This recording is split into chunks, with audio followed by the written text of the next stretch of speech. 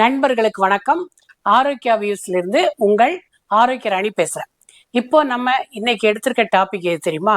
Israel பாலஸ்தீன போரை பத்தி தான். இதை பத்தி தான் எல்லாரும் பரபரப்பா பேசிட்டு இருக்காங்க. இந்த ஜூயிஷ் எனப்படும் யூதர்களுக்கும் பாலஸ்தீனியர்களுக்கும் நடைபெறுகின்ற இந்த போர் 100 ஆண்டுகளுக்கு மேலா நடந்துட்டு தான் இருக்கு. ஆனா இன்னைக்கு வரைக்கும் ஒரு முடிவு எட்டப்படலை. இது எப்படின்னா, இப்ப ஜூயிஷ் எனப்படும் யூதர்கள் ஐரோப்பிய நாடுகள்ல இவர்கள் பல்வேறு இடங்கள்ல அடிமைகளாகவும் அகதிகளாகவும் தான் இருந்தாங்க. ஆனா அறிவியல் சிறந்தவர்களா இருந்தாங்க, பெரிய பதவிகள் எல்லாம் இருந்தாங்க.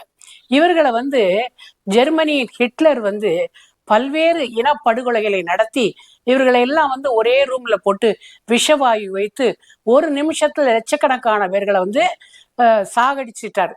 அந்த மாதிரி ஒரு நிலைமை ஏற்பட்டது. இதனால இவர்களுக்கு ஒரு நிலையான இடம் தேவைப்பட்டது. இந்த யூதர்களுக்கு இவர்கள் அங்கு இருந்த அகதிகளாக புறப்பட்டு இவர்கள் தங்களுக்கென்று ஒரு நாடு வேணும் அப்படின்னு நினைச்சு இவர்கள் தேர்ந்தெடுத்த இடம் பாலஸ்தீன். இந்த பாலஸ்தீன் ஒரு வறண்ட பாலைவனமாக இருந்தாலும் சில வளங்கள் இருந்ததால் இங்கே நம்ம செட்டில் ஆயிடலாம் அப்படின்னு நினைச்சிட்டு இந்த யூதர்கள்லாம் இங்க வந்தாங்க. பெரிய விலை கொடுத்து நிறைய இடங்களை வாங்கினாங்க.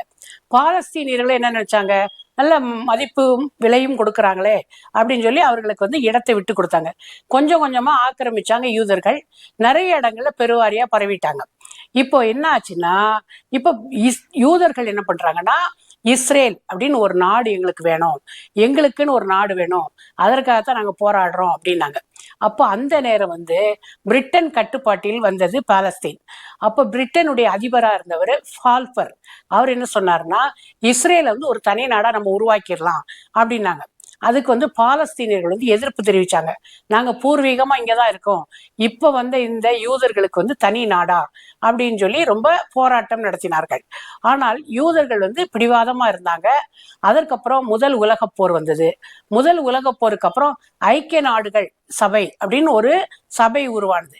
இப்போ ஐக்கிய நாடுகள் சபையில ஒரு தீர்மானம் நிறைவேற்றப்பட்டது. அதாவது பாலஸ்தீன 3 பகுதிகளா பிரிச்சாங்க. யூதர்கள், கிறிஸ்தவர்கள், பாலஸ்தீனியர்கள், அதாவது இஸ்லாமியர்கள் அப்படின்னு 3 பகுதியா பிரிச்சு அவர்களுக்கு நிலப்பரப்பளவும் பிரிச்சு கொடுக்கப்பட்டது. ஆனா அளவில் எண்ணிக்கையில் குறைவா இருக்கிற யூதர்களுக்கு நிறைய நிலப்பரப்பும், நிறைய பேர் இருக்கிற பாலஸ்தீனியர்களுக்கு குறைவான நிலப்பரப்பு இருந்தது. அதனால பாலஸ்தீனியர்கள் இதை ஒத்துக்கொள்ளல. திரும்பவும் போராட ஆரம்பிச்சாங்க. கிறிஸ்தவர்கள் மைனாரிட்டியா இருந்தாங்க. இப்ப இந்த போராட்டம் தொடர்ந்து கொண்டே இருந்தது.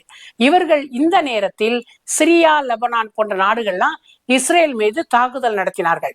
இவர்கள் அறிவியல் சிறந்தவர்களா இருந்து தொழில்நுட்பம், விஞ்ஞான வளர்ச்சி பெற்றவர்களா இருந்தாலும் இவங்க நிறைய டைம்ல யூதர்கள் பிரிட்டனுக்கு உதவி செஞ்சிருக்காங்க. அதனால பிரிட்டனுடைய ஆதரவு யூதர்களுக்கு இருந்தது. அதே நேரம் இவர்கள் இனப்படுகொலை நடத்திய ஜெர்மனி தங்களுடைய குற்ற மனப்பான்மையால் அவர்களும் இஸ்ரேலுக்கு உதவி செய்யணும்னு நினைச்சாங்க. அதனால இந்த இருவர் உதவியால சிரியா, லெபனான் நாட்டுகள்லாம் இவங்க விரட்டி அடிச்சுட்டாங்க. யூதர்கள் இந்த அளவிற்கு வலிமை மிகுந்துக்கு காணப்படுகிறார்களே அப்படின்னு சொல்லி எல்லா நாடுகளும் இவர்களை ரொம்ப ஆச்சரியத்தோடு பார்க்கப்பட்டன. ஒரு மிகப்பெரிய வலிமையான அரசா திகழ்ந்தது இந்த இஸ்ரேல். அது மட்டுமல்லாமல் இவர்கள் பாலஸ்தீனில் பாலஸ்தீனியர்கள் என்ன பிரச்சனை அப்படின்னா, பாலஸ்தீன்ல ஒரு உறுதியான கட்டமைப்பு இல்ல, நல்ல போர் தளவாடங்கள் இல்ல, அங்க பிரிந்துபட்டு கிடந்தது. இந்த பாலஸ்தீனிய இஸ்லாமியர்கள்லாம் சன்னி முஸ்லிம், அரேபிய இஸ்லாமியர்கள்லாம் ஜியா முஸ்லிம். இப்ப அவர்களும் அங்க குடியேறாங்க. யூதர்களும் கொஞ்சம் பேர் அங்க இருக்கிறாங்க. அங்க ஹமாஸ் அப்படின்னு ஒரு அமைப்பு இருக்கு பாலஸ்தீன்ல. இந்த 3 பேர் இருக்கிறதுனால இவர்களுக்குள்ளே ஒரு குழப்பம் நிகழ்ந்தது. ஆனால் இஸ்ரேல் ஒரு கட்டமைப்போடு இருந்தது. அதனால் எல்லா நேரங்களிலும் இஸ்ரேலே வெற்றி பெற்றுக்கிட்டே இருந்தாங்க.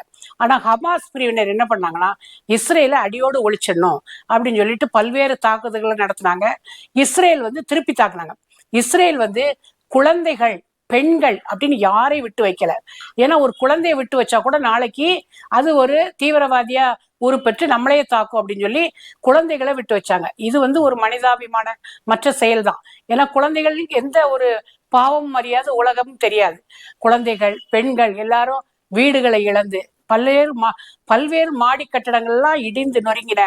அடுத்த வேளைக்கு அவர்களுக்கு சாப்பாட்டுக்கு, குடிக்கிற தண்ணிக்கு கூட வழி இல்லாமல், மின்சாரம் இல்லாமல் அவர்கள் தெருவுக்கு வந்து விட்டார்கள் பாலஸ்தீன மக்கள்.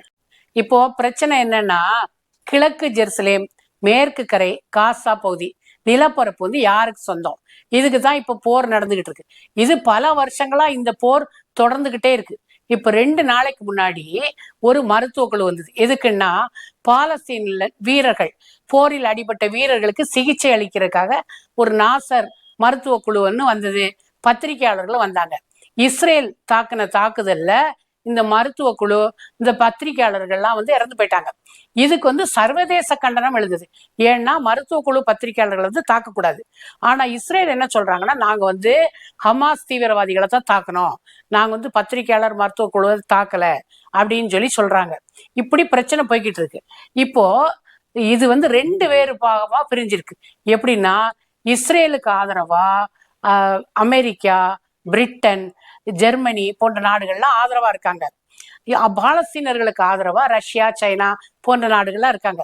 இப்ப இருவேறுபட்டு பிரிந்து கிடக்கிறதுனால ஐக்கிய நாடுகள் சபையால ஒரு முடிவு எடுக்க முடியல. அதனால இப்போ வந்து மனித உயிர் காக்கப்பட வேண்டும். ஏன்னா நிலப்பரப்பு எதுக்கு? மனிதர்கள் வாழ்வதற்காக.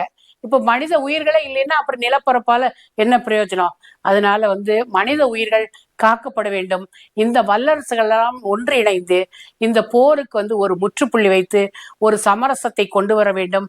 எல்லா உயிர்களும் நிம்மதியாக வாழ வேண்டும் என்பதுதான் என்னுடைய கோரிக்கை.